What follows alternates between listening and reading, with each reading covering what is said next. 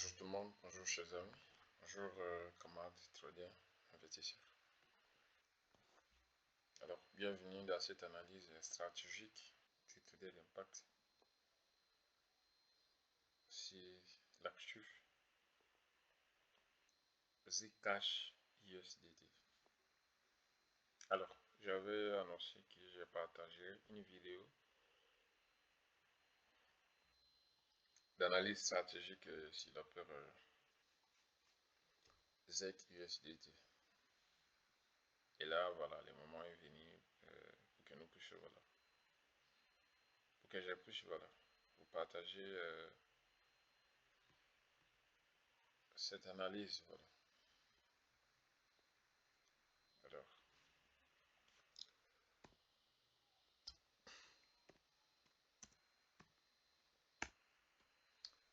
sans plus attendre, voilà, on va essayer,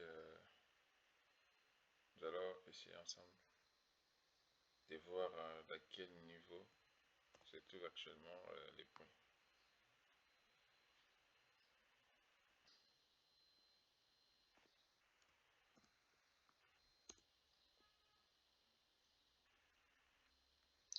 Bon, comme je l'avais précédemment annoncé, enfin, comme je l'avais fait savoir récemment, lors de mes précédents coachings, j'ai pris l'engagement, voilà, de commencer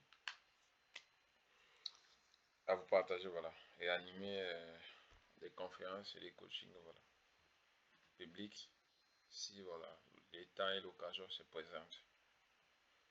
Aujourd'hui, comme l'occasion s'est présentée, je vais alors vous partager ma vision, voilà, si la paire est Zcash USDT. Donc c'est une ancienne crypto-monnaie, en tout cas, c'est une ancienne crypto-monnaie qui totalise d'ailleurs aujourd'hui presque 10 ans, voilà, presque 10 ans. Donc c'est pas une crypto-monnaie, voilà, qui est née aujourd'hui. Donc bien que, voilà, pour certains, ils pensent que, voilà, c'est une nouvelle crypto-monnaie, alors que cette crypto-monnaie a déjà fait beaucoup de choses. Elle a fait gagner de l'argent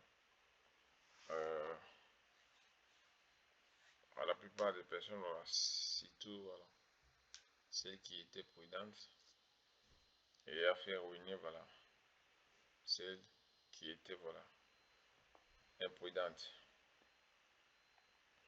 Et là, à travers ce coaching, je vais essayer d'analyser, de voir, voilà, de quelle direction il est possible, voilà, qu'il puisse, voilà, emprunter.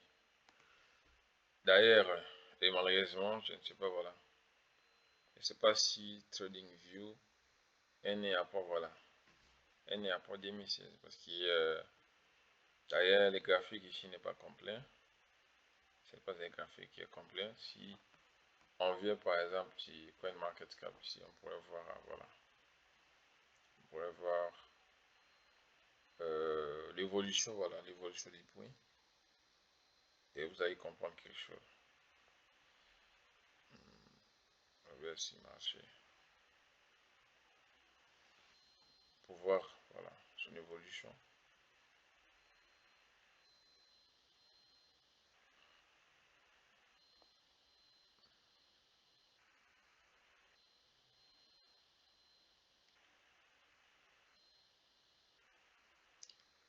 Et là, je suis, voilà, en monthly, hein. Donc je suis ici. L'unité des temps, voilà, de 1 mois. Et là, comme vous pouvez observer avec moi ici, c'est que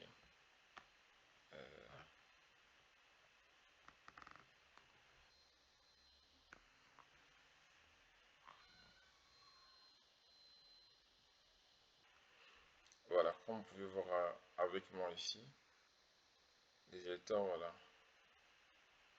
les jetons, voilà, a été lancé en 2016, le 1er novembre 2016. L'ouverture, c'était hier combien? Il était lancé, voilà, à 1500, disons à 1600. Et ça a fait la TH, voilà, Ça a clôturé, disons, voilà, ça fait le niveau le plus haut, c'était 2027. Et voilà, ensuite, le niveau le plus bas, ça fait, voilà, ça fait 53 dollars. Donc, comme vous pouvez le voir là-bas. Alors, si vous vérifiez dans les données ici, vous allez tout voir. Venez dans les données ici. Vous pouvez voir, voilà. Bon, donc c'était un peu ça, voilà, pour voir simplement les données à propos, voilà, des actifs. Donc, c'est une chaîne camerounaise, voilà, et elle n'est pas née aujourd'hui. C'était juste une petite précision. Vu que TradingView ne nous a pas donné, voilà, l'opportunité de voir en totalité les actifs. Bon, vous voyez, les zones sont très clairement définies. Nous allons essayer de voir d'abord, nous allons d'abord, voilà, faire une petite analyse, voilà, stratégique. Donc, d'abord théorique, voilà, parce que déjà, nous sommes en train de faire l'analyse. Et on va voir d'abord stratégiquement les facteurs, voilà, qui ont accéléré, voilà, la baisse de l'actif ces derniers temps, ou disons ces derniers mois. D'abord, crise de gouvernance interne. Vous avez lu les nouvelles, je ne sais pas si vous étiez, voilà, ou si vous déteniez les jetons, je ne sais pas. Mais voilà, il y a eu crise de gouvernance, voilà. Pour ça, voilà, les cofondateurs, ce qui a fait, ou encore ce qui a créé des tensions, voilà, c'est de la fondation. Et donc, il y a eu des départs massifs, voilà, des développeurs. Et cela a quand même créé de la méfiance, voilà. De la méfiance sur, voilà, des investisseurs. Je vais d'ailleurs partager, je me souviens très bien avoir partagé, voilà, cette nouvelle dans mon page. Donc, ce qui s'était passé. Les compréhensions entre les cofondateurs, c'est ce qui a créé, voilà, cette crise quand même, voilà. Cette crise, alors qu'il, voilà, récemment, il faisait quand même des prédictions, il faisait quand même des, voilà, ils étaient convaincus, voilà, que, voilà, les marchés, il irait jusqu'à, voilà, 1000 dollars. Parce que récemment, l'actif a quitté quelque chose de 300 dollars jusqu'à 750 dollars. Vous imaginez, c'était fou, complètement fou, avec Zcash. Et voilà. Et quelques temps après, il y a eu une correction, quelque chose de 600 dollars ensuite. Si c'est pas 400, voilà, je pense 400, 500 comme ça. 500 dollars ensuite. Et puis encore, voilà, remonter, rechercher encore la TH. Pour former les patterns, voilà, l'épaule, tête épaule. Et une fois que la correction a recommencé, vers les 500 dollars comme ça, voilà, et la nouvelle a tombé. La nouvelle a tombé. Non, les cofondateurs, voilà, du jeton, voilà, ce soir c'est pareil, ils ne s'attendaient plus. Et du coup, voilà, le marché a commencé à chuter. Par la même occasion, donc, les ventes se sont, voilà, accentuées, voilà. Donc, les gros investisseurs se sont, voilà, se sont précipités pour vendre, notamment, voilà, les baleines. C'est aussi un point important qui a participé, voilà, à cette faiblesse ou encore à cette chute, en tout cas catastrophique, du prix de l'actif. Il y a également la question, voilà, des pressions réglementaires, surtout pour les cryptos qui sont taxés sur la confidentialité, notamment, voilà, les e-cash, Monero également. Ce sont des cryptos qui sont de plus en plus, voilà, ciblés, voilà, donc par les réglementaires. Et ça aussi, c'est un facteur clé. Et vous le savez très bien, il n'y a plus, en tout cas aujourd'hui, des fondateurs, voilà, des fondateurs, disons, naturels de l'actif qui sont à la tête Maintenant, l'actif est déjà abandonné entre les mains de la communauté. D'où ça, c'est un grand souci. Et donc, vu qu'il n'y a pas quelqu'un qui peut rassurer ou encore mener des démarches pour la réalisation de la crypto, en question, ça crée en tout cas, voilà, de la méfiance pour les investisseurs. Parce que tout le monde, excepté par exemple les cryptos comme BTC, pour la plupart ou encore la majorité des autres cryptos qui n'ont pas de fondateurs visibles, ça crée toujours des soucis pour les investisseurs, surtout pour les gros investisseurs. Il y a aussi, voilà, une faiblesse technique, voilà. Au niveau actuel, voilà, au niveau actuel, parce que les prix, en tout cas, sillonnent entre, voilà, DSA 18 à DSA 25 $. Alors que, voilà, alors que, si je ne me trompe pas, hier ou avant-hier, on était à quelque chose de DSA, au-dessus des DSA, voilà, 80 quelques comme ça. Et aujourd'hui, voilà, on a cassé quand même les supports qui étaient importants à déjà 50 $. Et maintenant, où est-ce qu'on s'attend? On s'attend maintenant à voir ce qui s'est passé, voilà. Si voilà, les prix arrivaient à des 100 $. Donc, cette chute-là qui tend de DSA, voilà, DSA 22, DSA 80 quelques dollars vers DSA 50 $, DSA 20 $ quelques aujourd'hui, voilà. Ça crée en tout cas des liquidations. Et selon les données recueillies, au moins, voilà, plus de 48 millions, voilà, investis sur l'actif ont quitté, voilà, les plateformes d'échange ces derniers jours. Donc, cela accentue encore la pression baissière sur l'actif. Et il est très important à considérer cela. Donc, vu qu'il y a, voilà, globalement, l'actif, d'abord, globalement, les marchés baissiers, et l'actif également, voilà, chute fortement, parce que c'est un actif, en tout cas, ultra volatile. Je disais que c'est un actif ultra volatile. Différemment des autres actifs, il peut, voilà, il peut faire plus 40 $ en une seule journée, mais aussi retracer des moins 40 $ en une même journée. Donc, c'est un actif que j'aime également, moi personnellement, parce qu'il voilà, il est volatile.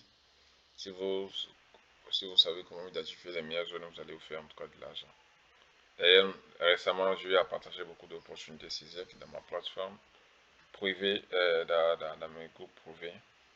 J'espère que voilà, ceux qui sont ensemble avec moi, voilà, peuvent les témoigner.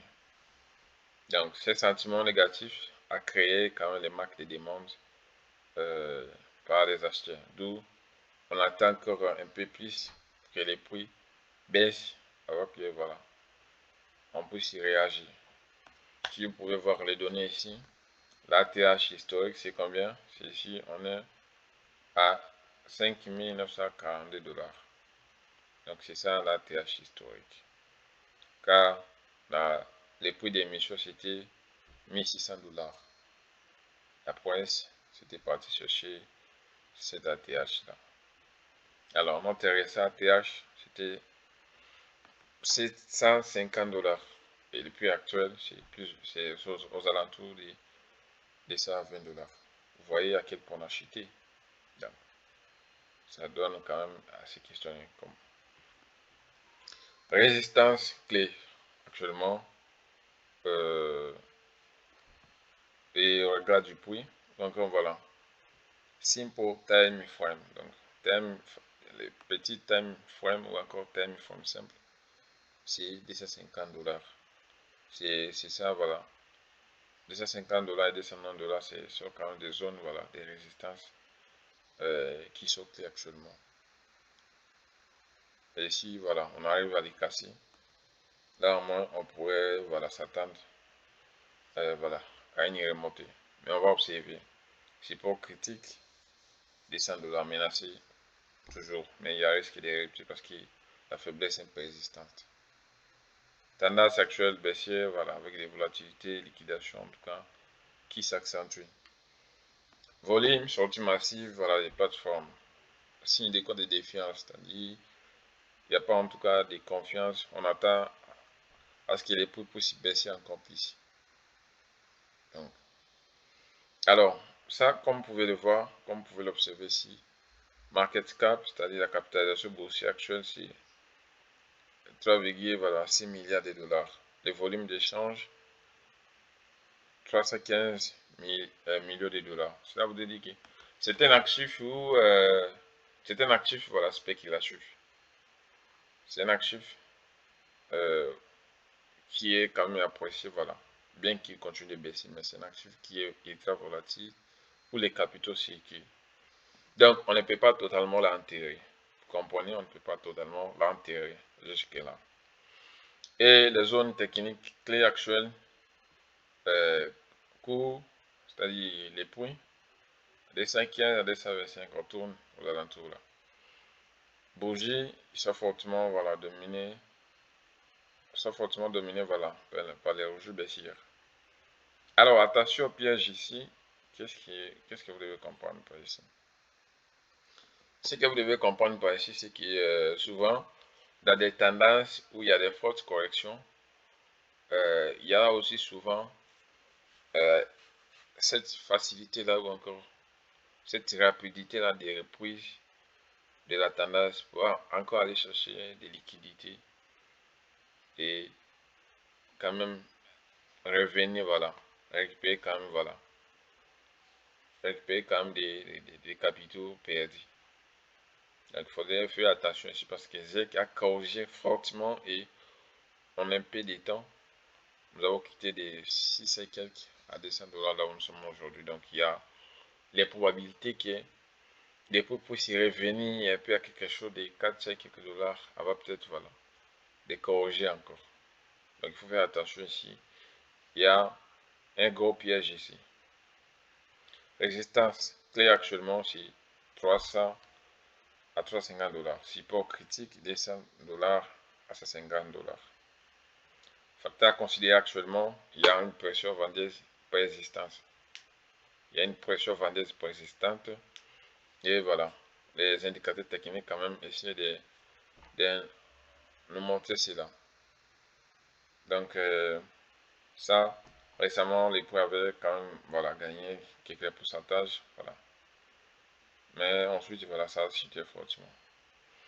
Contexte aussi, voilà, la raison c'était aussi la hausse du BTC et voilà, de l'ETH actuellement.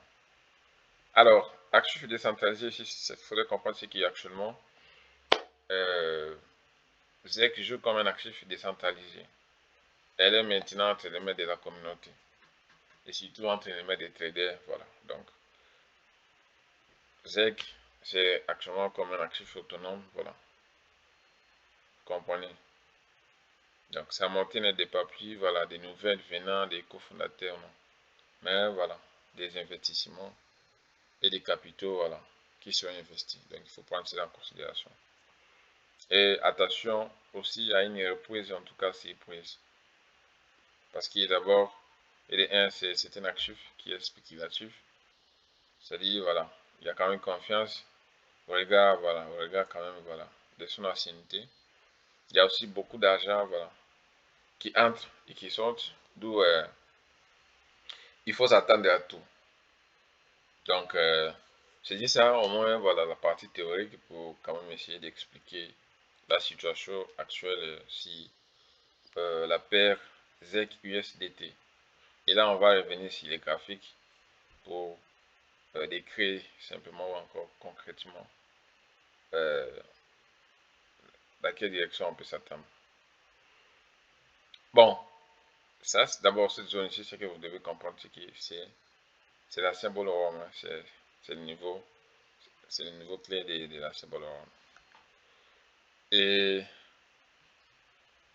ici, ça c'est notre dernier ATH de 2025. Comprenez? Et ça, c'est une zone de support clé après les bords rome, voilà, de 2021. C'est ça notre support clé. C'est combien ici? Entre 70 dollars et combien? Voilà. 25 dollars ou encore 20 dollars comme ça.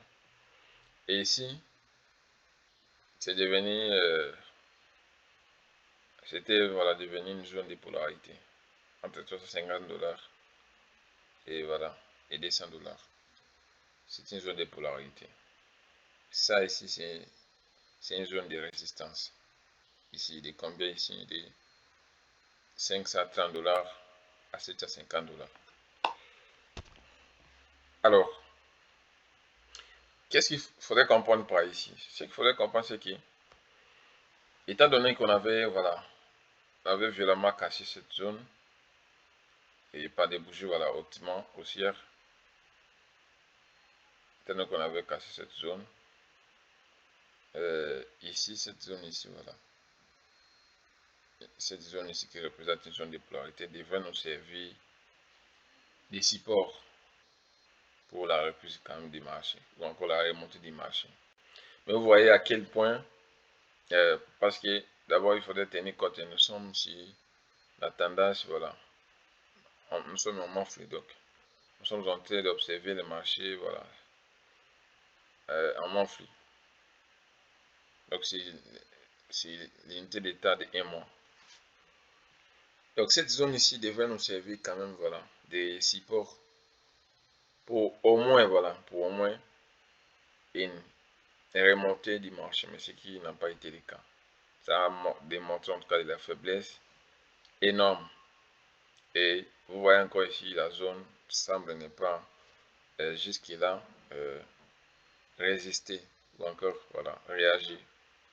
Vous êtes en train de voir la zone toujours, voilà, elle montre toujours de la faiblesse jusque-là, comme vous pouvez le voir. Il y a eu cette première, voilà, il y a eu ce mois de janvier qui tentait quand même d'essayer de réagir, mais vous voyez comment ça a fini. Et encore, le mois de mars, voilà, excusez, le mois de mars commence, ça a essayé de réagir, mais il n'y a pas eu grand chose jusque-là. La faiblesse est toujours persistante. Alors, ici, étant donné que voilà, cette zone n'a pas réagi, on a voilà, réintégré encore cette zone. Mais nous sommes toujours à l'intérieur de la zone parce que c'est à partir d'ici jusqu'ici, nous sommes toujours à l'intérieur de la zone. Et nous sommes toujours à l'intérieur de cette zone de polarité qui devrait nous servir de support. Bon, vu que jusque-là, il n'y a pas, voilà, il y a pas en tout cas de la force pour montrer quand même des signaux, voilà, des signaux qu'il y a des acheteurs qui se manifestent. Cela nous conduit, en tout cas, voilà, à dire qu'on devrait, voilà, directement revenir ici, sur cette zone ici. C'est-à-dire revenir encore, voilà, au niveau, à ce niveau ici, voilà, qui avait déclenché cet ATH ici. Et c'est clairement visible comme vous pouvez le voir. Des bougies, des grosses bougies, voilà, baissières, qui ont fortement corrigé, voilà, qui ont fortement corrigé les marchés. Et ça doit directement nous interpeller. En tout cas, je vais prendre d'abord des retracements du Fibonacci pour essayer, voilà, de mieux savoir quand même les niveaux de corrections qu'il y a eu, voilà, les niveaux de corrections qu'il y a eu. On va prendre le pourcentage. Si, voilà, on prend ça.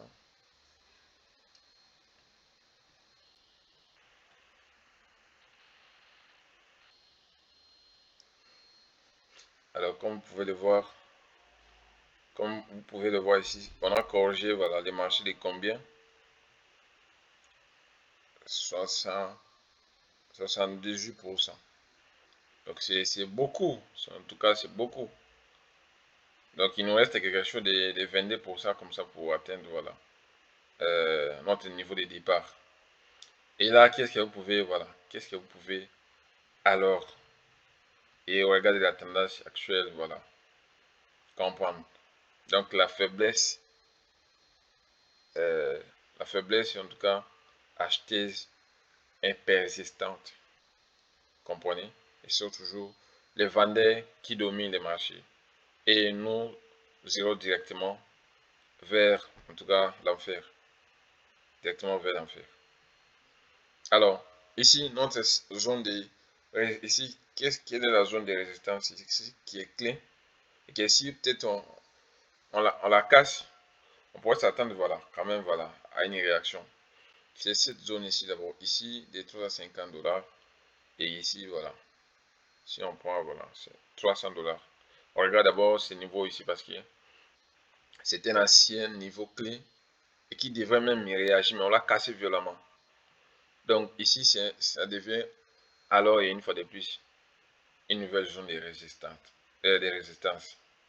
Alors, et dans ces cas, on s'attend à ce qu'on puisse au moins revenir là, la casser, voilà, pouvoir pour sortir au moins de cette zone et prétendre peut-être, voilà, de retester la zone et remonter. Mais on regarde de la tendance actuelle, à quoi nous pouvons s'attendre. Il y a des faiblesses. Donc ça, c'est une zone de résistance qui est clé actuellement. 350 et 300 $. Les supports clés ici, les supports clés qui peut au moins, voilà, réagir, c'était à partir d'ici d'abord. Des 100 $. Et encore ici, parce qu'on va faire un peu plus bas, descend, 150 $ ou encore 165 $. Donc c'est une zone de support clé. Cette zone ici doit nous servir, en tout cas, voilà, doit nous servir, voilà, pour aller, voilà, rechercher, voilà, aller rechercher peut-être, voilà, ces niveaux ici, ou encore les 500 $, ces niveaux ici, et revenir encore ici. Mais ce n'est pas le cas. Et d'où, qu'est-ce qu'on va s'attendre? On va observer, voilà, on va observer les mois d'avril, voilà. Parce que jusque-là, il y a toujours de la faiblesse manifeste sur les points. Faut-il acheter maintenant? Je ne pense pas. Je ne pense pas parce qu'il y a encore de la faiblesse. Surtout, voilà, pour les investisseurs, notamment les acheteurs qui conservent, les investisseurs, les acheteurs qui conservent pour quand même le long terme. Nous sommes sur une zone clé, une zone importante, d'où c'était d'abord un acier, voilà, un acier ATH de Bolleron. Et vu que voilà, on l'avait violemment cassé, elle doit nous servir encore des niveaux d'une zone, voilà, de réaction. Si on la casse directement, on va se retrouver ici. Donc,